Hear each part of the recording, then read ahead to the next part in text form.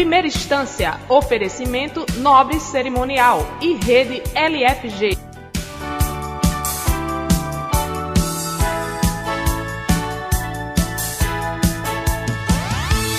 No programa de hoje, você vai acompanhar uma entrevista especial com um advogado que foi vítima da ditadura militar.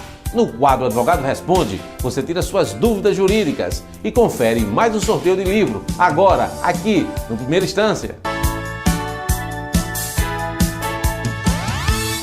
Bom dia! O jornalista e advogado Marcos Guerra viu de perto o terror da ditadura. O Primeira Instância, com exclusividade, conversou com o advogado.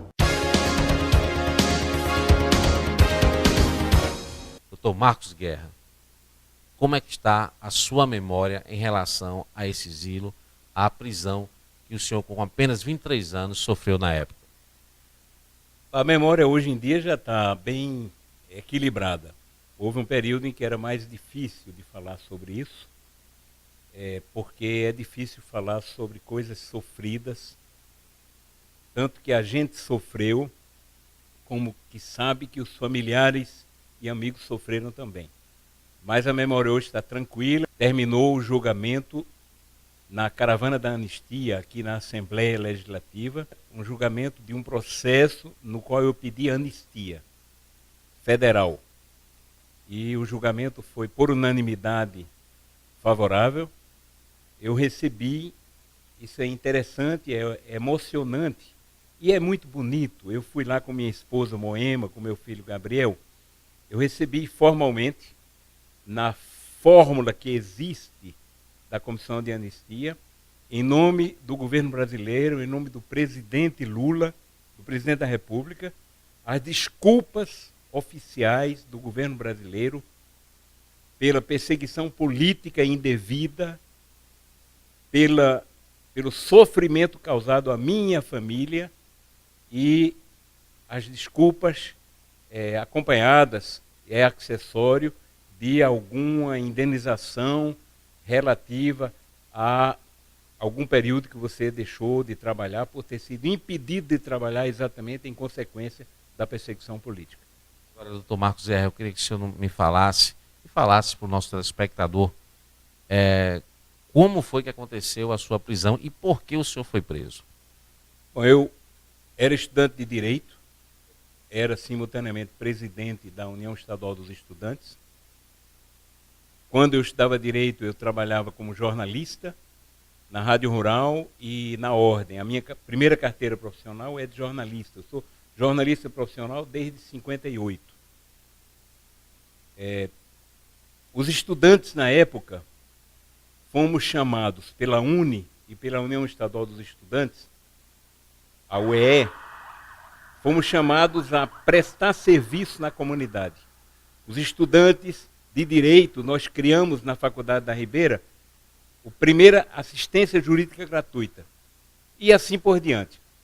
Nesse sentido, nós olhamos o direito ao voto. O voto, na época, era só para quem era alfabetizado. E então fizemos campanhas de alfabetização. Os estudantes da universidade e alguns secundaristas nos metemos nos 3 principais movimentos de educação de adultos e de alfabetização, com o governo do Estado, o governo Aloysio Alves, isso estou falando de 1962 até 1964. Começamos por Angicos, depois fomos para Natal, Macau, Mossoró, etc.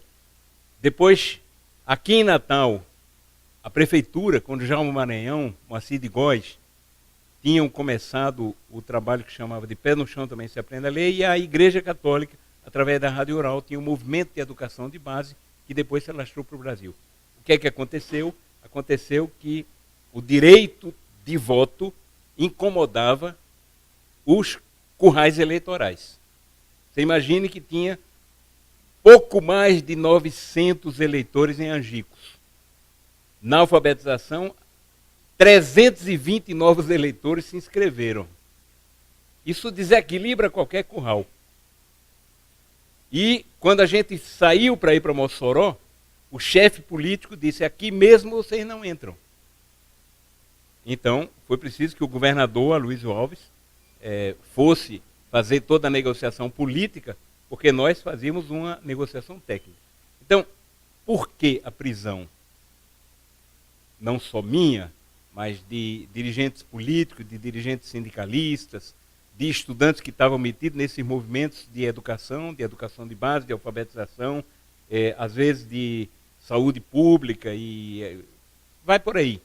Por quê? Porque nós estávamos pretendendo simplesmente mudar o Brasil. E isso complicava muito, isso obrigaria alguns a ceder poderes ou concentração de riqueza que achavam que deveriam manter e conservar. Como o senhor foi abordado para ser preso nessa prisão? Bom, na prática, eu estava trabalhando em Sergipe, lançando junto com o Paulo Freire um programa piloto da mesma metodologia que usávamos no Rio Grande do Norte, no estado de Sergipe. Chegou a ditadura, o golpe de Estado, dia 1º de abril, a gente viu que não tinha mais nada que fazer lá. Eles vieram à noite desbaratar o nosso escritório, pegar arquivos, tentar pegar livros contábeis, etc. E nós, já imaginando isso, dormimos fora, pegamos o carro no dia seguinte, o carro do próprio programa, que era nossa responsabilidade, e vínhamos por terra em Caruaru, fomos presos pelo Exército, algemados. Eu fui posto em cima de um jipe, algemado, jipe aberto e levado para Recife. Em Recife fomos jogados numa cela grande, do tamanho dessa sala aqui, 4 metros por 5, onde nós éramos mais de 40, dormíamos por terra, sem nenhuma higiene possível e nem nenhum conforto, mas é assim. Agora, todos presos políticos? Todos presos políticos. Eu tive a minha prisão em Recife, foi no centro de triagem da 2ª Companhia de Guardas do Exército, dirigida pelo Coronel Ibiapina, só que como houve uma relação particular entre, quando eu respondia ao inquérito policial militar nos métodos então vigentes, eu não aceitei. Tive o privilégio muito grande, no 3º ou 5º dia de prisão, meu pai, que era advogado aqui, Otto Guerra, me visitou e olhou e disse: meu filho, não baixe a cabeça. Você imagine o que é que um jovem, sem saber muito como tudo isso ia ser interpretado. De 23 anos, né? Exatamente. Eu sou de 1941, isso aí aconteceu em 1964, exatamente. Eu ouvi isso, não baixei a cabeça. Hoje, na comissão de anistia, leram uma frase do Coronel Ibiapina dizendo que eu era irredutível. Claro, como é que eu ia dizer ou confessar coisas, mesmo na pior das condições possíveis, sob pressão física, inclusive, como é que eu ia confessar coisas que não eram? Qual era o problema? O problema é que alfabetizar, educar adultos, fazia parte de um plano internacional marxista de politização para que a população descubra que ela passa fome, que ela não tem habitação, não tem trabalho, e isso é subversão porque não existe a condição de que eles tenham esses direitos agora. Então, não se pode falar sobre isso. Essa era a acusação que está formalizada no IPM. Agora, doutor Marcos Guerra, o senhor sofreu torturas na época da ditadura? Sim. Nessa companhia de guarda se torturava para tentar obter algumas confissões. Não era ainda a tortura sistemática e violenta que foi implantada em todos os furões a partir do AI-5. Essa aí foi um outro patamar, mas já era fruto de uma cooperação militar. O Coronel Ibiapina foi formado na escola do Panamá, financiada pelos Estados Unidos, onde aprenderam técnicas de interrogatório, incluindo tortura, e tudo isso foi importado da guerra, do fim da guerra colonial da França com a Argélia. Isso é conhecido hoje na literatura. Agora, como era feita essa tortura na sua época? Dependia da capacidade de resistência das pessoas. Digamos que lá, no meu caso, era uma coisa suportável, porrada, e depois vai descansar numa câmara fria, que eles chamavam de geladeira. Agora, isso, em outras pessoas, eu me lembro de colegas presas, mulheres, serviço sexual. Eu me lembro de uma vez, Gregório Bezerra, a gente soube que ele foi arrastado com uma coleira de corda, em 4 pessoas, levando, puxando numa praça para humilhá-lo. O Primeira Instância volta já com a segunda parte da entrevista. Não sai daí.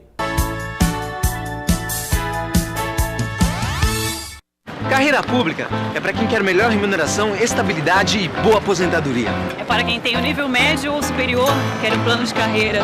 É para quem está bem preparado. A LFG tem altos índices de aprovação em concursos públicos. É para quem quer professores especializados e o apoio total ao aluno. É para quem quer ser um vencedor. Faça a LFG, você também. LFG, quem tem mais preparo, tem mais futuro. Quer realizar a sua festa sem se preocupar com planejamento ou organização? Então você precisa conhecer o Nobre Cerimonial, especialista em coordenar, planejar e organizar casamentos, formaturas e o evento especial que você quer realizar. O Nobre Cerimonial fica na Avenida Norton Chaves, número 8, em Lagoa Nova. Acesse nobrecerimonial.com.br ou ligue 32340922. O Nobre Cerimonial vai tornar eterno o momento mais feliz da sua vida. Tem muita gente querendo ver você online. A PhD Virtual faz seu site sem custo para você aparecer. Aproveite nossa promoção e faça seu site gratuitamente pagando apenas a manutenção. A hospedagem do site e dos e-mails já estão inclusas. Não perca essa chance de aparecer de forma prática e acessível. PhD Virtual, sua agência digital. www.phdvirtual.com.br ou 8899-8745.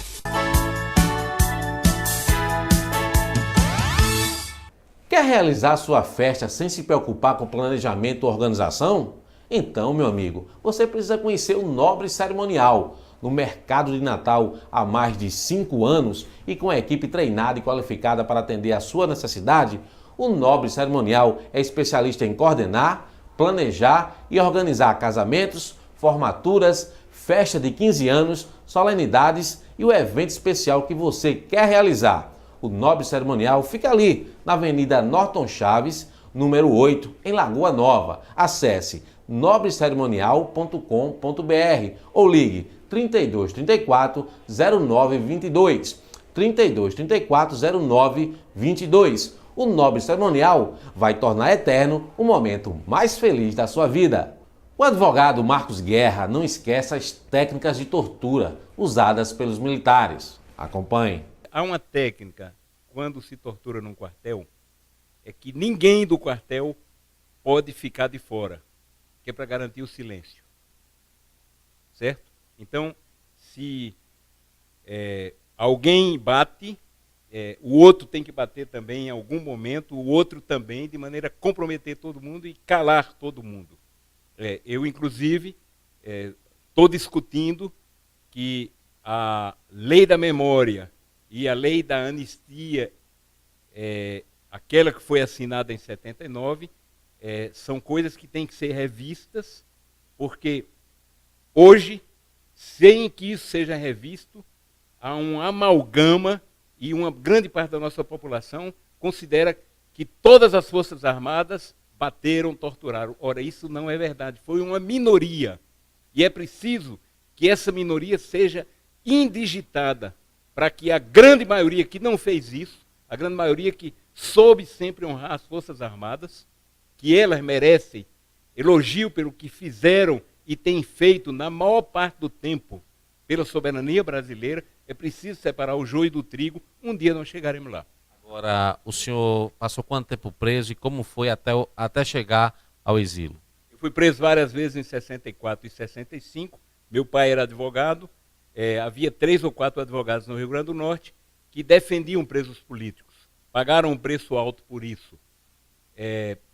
Eu tive 8, 12 habeas corpus, perdi as contas. Na época, era preciso ficar 30 dias para caracterizar a ilegalidade da prisão. Então pediam habeas corpus e esperar que a justiça mande soltar.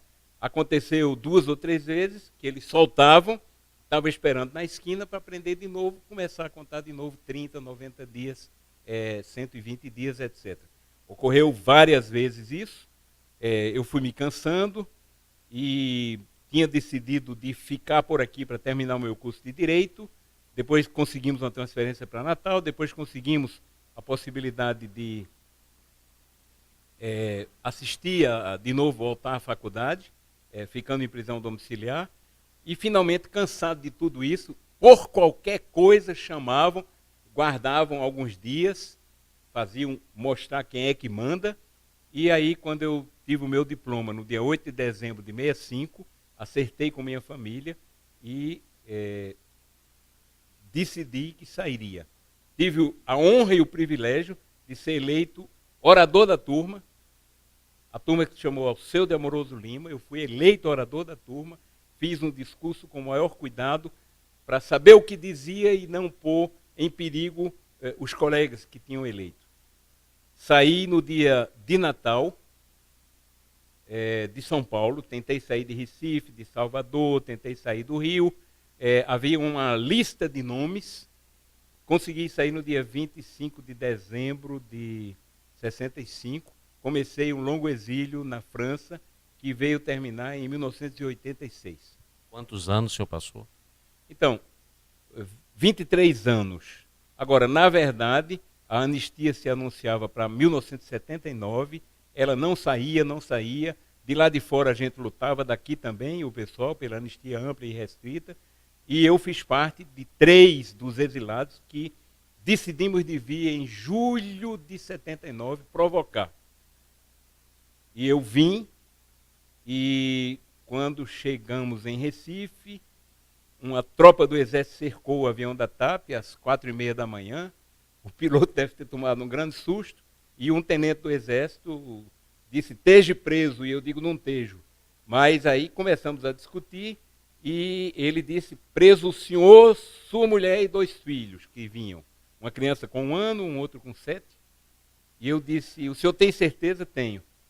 Tá bom, o senhor saiba que amanhã o senhor está na manchete dos jornais na Europa. Vocês estão dizendo lá que isso aqui é democracia? Amanhã está na manchete, porque minha esposa é argentina e meus 2 filhos são franceses. Então o senhor está prendendo aqui, vai dar muita repercussão. Ele disse, eu vou telefonar. E saiu, eu devo dizer que nessa hora estava junto o deputado João Faustino, junto com meu pai. O deputado João Faustino era do Arenão, teve a coragem pessoal de ir acolher aquele amigo que estava voltando de exílio, mesmo sabendo o risco, e então nós negociamos juntos e conseguimos transferir essa prisão para cá, para dentro de casa, uma prisão domiciliar, com a responsabilidade de nos apresentarmos à Polícia Federal, chegando em Natal. Chegando em Natal, a imprensa teve uma cobertura maravilhosa e o objetivo era esse, denunciando a repressão ainda e lutando para acelerar o processo de anistia. Quando é que o senhor sentiu que estava realmente livre da ditadura? Depois da anistia, claro que com esse medo que foi feito, a minha família não teve assim muita facilidade de voltar logo da anistia, e além do mais eu tinha compromissos profissionais. Em 71,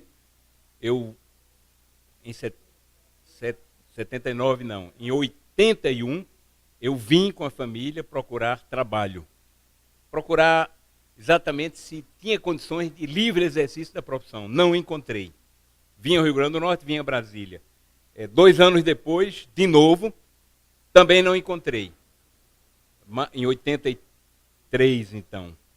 Em 85, apareceu a possibilidade de montar uma programação com as Nações Unidas. Eu trabalhava com as Nações Unidas em vários países africanos, e as Nações Unidas montou uma operação, me ajudou a montar uma operação, juntamente com uma empresa brasileira, numa consultoria com a OIT e a FAO, e aí eu me senti livre, eu vim trabalhar no Brasil, em Brasília, a partir de 1986.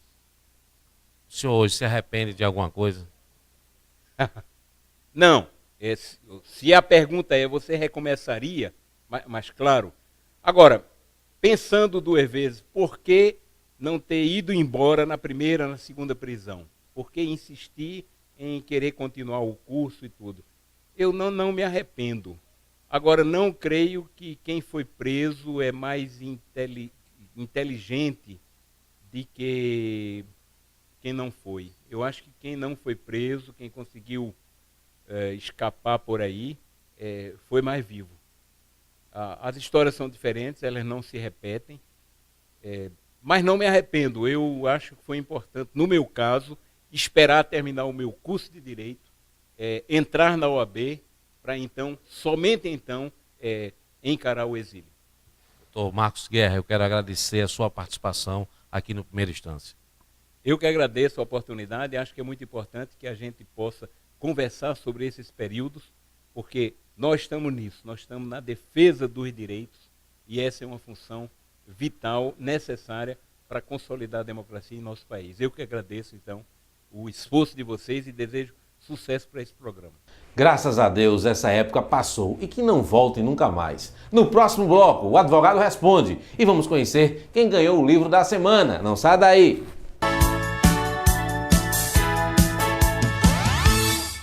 Carreira pública é para quem quer melhor remuneração, estabilidade e boa aposentadoria. É para quem tem o nível médio ou superior, quer um plano de carreira. É para quem está bem preparado. A LFG tem altos índices de aprovação em concursos públicos. É para quem quer professores especializados e o apoio total ao aluno. É para quem quer ser um vencedor. Faça a LFG, você também. LFG, quem tem mais preparo, tem mais futuro. Quer realizar a sua festa sem se preocupar com planejamento ou organização? Então você precisa conhecer o Nobre Cerimonial, especialista em coordenar, planejar e organizar casamentos, formaturas e o evento especial que você quer realizar. O Nobre Cerimonial fica na Avenida Norton Chaves, número 8, em Lagoa Nova. Acesse nobrecerimonial.com.br ou ligue 32340922. O Nobre Cerimonial vai tornar eterno o momento mais feliz da sua vida. Tem muita gente querendo ver você online.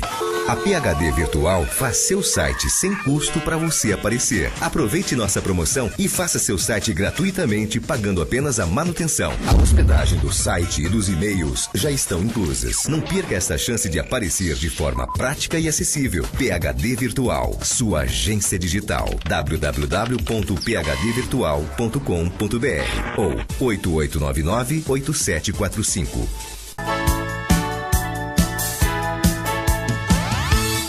Agora, no quadro Advogado Responde, você tira suas dúvidas jurídicas. Há recurso nos juizados especiais? Sim, existe a possibilidade da parte ingressar com o recurso visando reformar uma sentença proferida por um juiz do juizado especial. A pessoa poderá ingressar com o embargo de declaração, que é um recurso que visa suprir alguma omissão, obscuridade ou contradição na sentença judicial. Poderá ingressar com o recurso dirigido à turma recursal, o qual irá rever toda a matéria que foi discutida em juízo, ou, se não conseguir êxito, poderá, em sendo o caso de flagrante, diz respeito à Constituição Federal, ingressar com o recurso extraordinário diretamente no Supremo Tribunal Federal. Essas são as hipóteses de cabimento de recurso no juizado especial. Qual a diferença entre tutela antecipada e tutela cautelar? Existe uma tênue diferença entre essas espécies de tutela. A tutela antecipada, como o nome já sugere, trata-se de um provimento jurisdicional que antecipa os efeitos da sentença de mérito, ou seja, antecipa aquilo que o autor postula em juízo. A tutela cautelar, por outro lado, visa resguardar que aquele provimento jurisdicional que está sendo buscado pelo autor da ação, ele possa ser efetivamente concretizado. Vejamos, por exemplo, uma ação de busca e apreensão, em que o autor pretende fazer a apreensão de algum objeto necessário para a realização de alguma prova em juízo. Isso trata-se de uma tutela cautelar específica. No caso em que o autor pretende, por exemplo, a sua retirada dos cadastros de restrição de crédito, ele pode pedir de imediato uma tutela antecipada. O juiz proferirá uma decisão interlocutória na qual irá adiantar o efeito da sentença para que, a partir daquele momento, em função do perigo imóvel, ou seja, do perigo, dos prejuízos que poderão ser causados ao autor da ação, retirar de imediato o nome do autor do cadastro de restrição de crédito, de forma a adiantar os efeitos da sentença de mérito. O que é litispendência? Ocorre a litispendência quando duas ações são idênticas. Ou seja, quando duas ações possuem as mesmas partes, a mesma causa de pedir e os mesmos pedidos. Nessa circunstância, para evitar um conflito de decisões, deverá uma das ações ser extinta, sem resolução do mérito. A ação popular pode ser proposta contra a improbidade administrativa? Perfeitamente. Há essa possibilidade de se ajuizar uma ação popular visando a reparar um ato de improbidade administrativa realizado por um gestor público. Contanto, há uma diferença básica entre os pedidos da ação popular e das ações previstas na Lei de Improbidade Administrativa. Por exemplo, a pena de perda de direitos políticos e da proibição de contratar com o poder público somente podem ser imputados ao condenado caso haja a ação ajuizada pelo Ministério Público, baseada na Lei de Improbidade Administrativa. Na ação popular, somente se busca a reparação do dano realizado ao erário e a responsabilização por esse dano do gestor público responsável pelo predito ato. Então, quando se buscar impedir a lesão ao erário ou mesmo fazer cessar essa lesão que já está em curso, pode-se qualquer cidadão utilizar da via da ação popular. Entretanto, para se condenar o gestor público à perda de direitos políticos, à perda do cargo público ou mesmo à proibição de contratar com o poder público, deve-se utilizar das regras previstas na Lei de Improbidade Administrativa, diferentes da Lei da Ação Popular. A Rede de Ensino LFG tem uma dica especial para você. Dia 19, abre a turma reta final para o concurso de analista e técnico do INSS, que vai oferecer mais de 2.000 vagas. Anote aí, são mais de 2.000 vagas. E no dia 20, iniciam os módulos para as carreiras de nível médio. Uma oportunidade para você que não tem curso superior. Não perca tempo. Faça agora a sua inscrição e garanta a tão sonhada estabilidade profissional. Acesse lfgrn.com.br ou ligue 3201 4393. Repetindo, lfgrn.com.br ou ligue 3201 4393. O ganhador do livro dessa semana foi Fabrício Venâncio. Ele vai levar para casa o livro Direito do Trabalho para Concursos de Técnico do TRT. Fabrício, você vai pegar o seu livro no stand da livraria Visão Jurídica, que fica no Lagoa Center. E o Primeira Instância termina aqui, mas a gente tem um encontro marcado no próximo sábado, às 11 da manhã, aqui na Sim TV. Entre em contato com a gente pelo e-mail primeirainstância@simtv.tv. primeirainstância@simtv.tv. Até sábado. Primeira Instância, o direito começa aqui. Tchau!